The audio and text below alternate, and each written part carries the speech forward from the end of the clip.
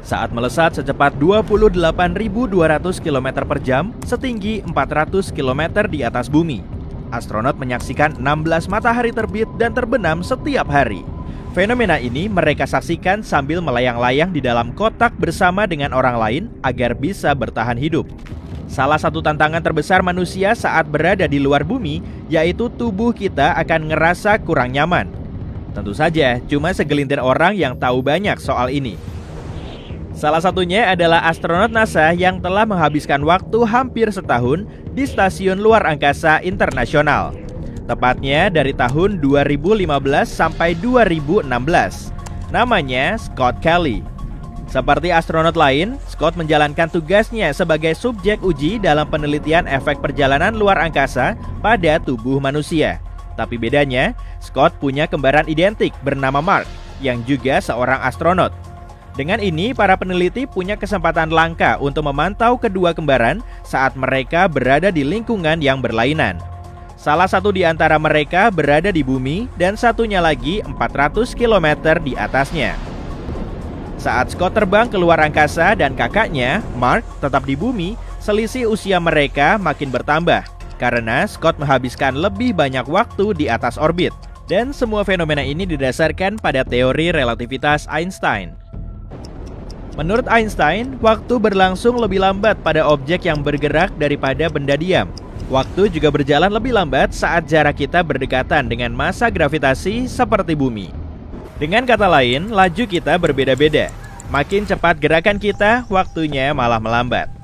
Nah, karena Scott sudah terbang ke luar angkasa sambil mengorbit bumi dengan kecepatan 28.200 km per jam, Mark mendapat tambahan waktu selama 0,005 detik.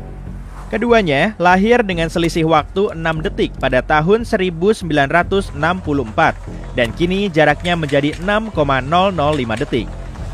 Penyimpangan waktu seperti ini dinamakan sebagai dilatasi waktu, dan Kelly bersaudara bisa memenuhi syarat di kedua aspeknya, yaitu kecepatan gerak mereka dalam kaitannya dengan jarak.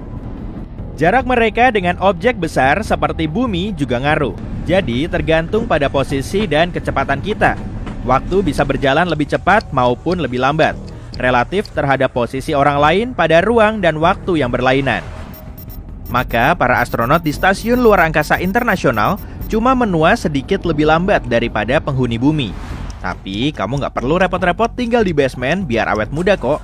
Efeknya nggak akan terlihat pada skala sekecil itu.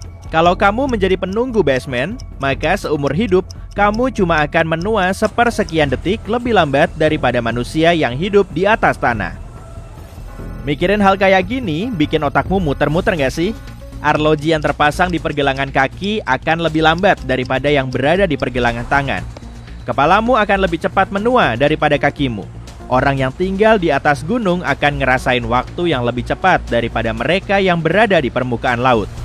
Contoh klasiknya yaitu skenario dua astronot kembar tadi. Scott naik pesawat antariksa dengan kecepatan mendekati kecepatan cahaya, sementara yang lainnya tetap di bumi. Saat Scott kembali ke bumi, dia cuma menua beberapa tahun, tapi dia kaget saat tahu kalau kakaknya yang di bumi menua lebih dari 10 tahun. Tentu nggak ada yang pernah melakukan percobaan ini di kehidupan biasa, tapi kebenarannya bisa dibuktiin. Saat para ilmuwan meluncurkan jam atom ke orbit, mereka punya jam yang identik di bumi. Dan saat jam yang dari luar angkasa kembali ke bumi, waktunya tertera lebih lambat dari jam di bumi. Kemudian semuanya menjadi lebih rumit, karena dilatasi waktu bisa terjadi kapan saja. Kamu bisa ngebayanginnya seperti para astronot yang tinggal di ISS. Mereka melayang-layang sekitar 420 km di atas kita, sehingga gaya gravitasi bumi jauh lebih lemah dibanding di permukaan. Artinya, waktu mereka bergerak lebih cepat daripada kita yang ada di bumi. Tapi ISS juga terbang mengitari bumi dengan kecepatan sekitar 8 km per detik. Jadi, astronot juga mengalami perlambatan waktu daripada manusia di bumi. Tapi ternyata, Mark yang umurnya beberapa milidetik lebih tua dari Scott bisa mengalami kondisi yang lebih menguntungkan dalam jangka panjang kalau waktu Scott di luar angkasa malah bikin tubuhnya lebih cepat rusak. 10 tim sains di penelitian saudara kembar oleh NASA mempelajari astronot kembar ini sebelum, selama dan setelah dia menghabiskan 340 harinya di luar angkasa. Mereka juga mengamati fungsi tubuh keduanya serta melakukan tes memori. Selain itu, mereka meneliti gen keduanya untuk mencari tahu perbedaan yang mungkin muncul setelah perjalanan tersebut. Tim tersebut mengonfirmasi kalau perjalanan antariksa yang panjang bisa bikin tubuh manusia stres dalam berbagai cara. Hidup di luar angkasa dapat mengubah gen dan bikin sistem imun tubuh bekerja ekstra, sehingga menumpulkan pikiran dan ingatan. Sebagian besar perubahan yang dialami astronot berpengalaman di luar angkasa akan kembali normal setelah mereka pulang ke bumi. Tapi nggak semuanya begitu. Para peneliti menguji Scott lagi 6 bulan setelah dia kembali ke bumi. Sekitar 91% gen yang berubah nggak kembali ke kondisi normal lagi. Dan sisanya tetap berada dalam mode luar angkasa. Tapi sistem imunnya tetap waspada. Gen perbaikan DNA masih terlalu aktif dan beberapa kromosomnya masih acak-acakan. Dan nggak cuma itu aja, kemampuan mental si astronot telah menurun dari level sebelum terbang. Dia lebih lambat dan kurang akurat dalam tes memori jangka pendek dan logika.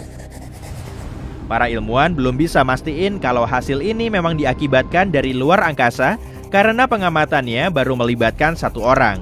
Tapi yang jelas, waktu itu relatif. Jadi begini gambarannya. Kalau ada jam yang diam di jalanan saat kamu mengemudi dengan kecepatan sangat tinggi dan kamu kebetulan melewati jam ini sambil meliriknya sekilas, lajunya akan lebih lambat atau mungkin benar-benar diam. Fenomena ini disebabkan oleh kecepatan fungsi mekanik jam berjalan lebih lambat dari mobilmu. Yang kamu lihat pada jam adalah waktu di masa lalu, sedangkan kamu sudah melewatinya dan sudah berada di masa depan. Selama percobaan kecepatan tinggi ini, kamu nggak menua sama sekali karena semua proses di dalam tubuhmu berjalan pada kecepatan yang sama sepertimu. Setelah usia tertentu, kondisi tubuhmu mulai menurun hingga akhirnya berhenti berfungsi. Fenomena penuaan ini terutama pada manusia disebabkan oleh struktur protein dalam sel yang bernama telomere. Struktur ini melindungi sel kita agar tidak rusak. Tapi dengan setiap replikasi sel, telomere mulai kehilangan kekuatannya yang disebut panjang telomere. Jika panjang telomere memendek sampai batas tertentu, sel ini menjadi rentan terhadap penyakit. Bisa dibilang, telomere adalah penghitung waktu mundur alami dalam tubuh kita yang menentukan kapan masa hidup kita akan habis. Panjang telomere dapat dipengaruhi oleh faktor eksternal seperti stres yang mempercepat penghitung waktu kita. Eksperimen penelitian kembar dari NASA termasuk mendokumentasikan perubahan panjang telomere dari Kelly bersaudara. Panjang telomere Scott meningkat saat dia di Stasiun Luar Angkasa Internasional. Sebelum misi, keduanya punya panjang telomere yang hampir sama.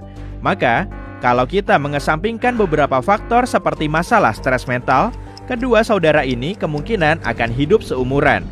Tapi saat Scott mengorbit bumi, telomernya hampir mencapai 14,5% lebih panjang. Secara biologis, Scott beberapa tahun lebih muda dari kakaknya. Tapi akhirnya, panjang telomere Scott kembali normal setelah dia kembali ke bumi.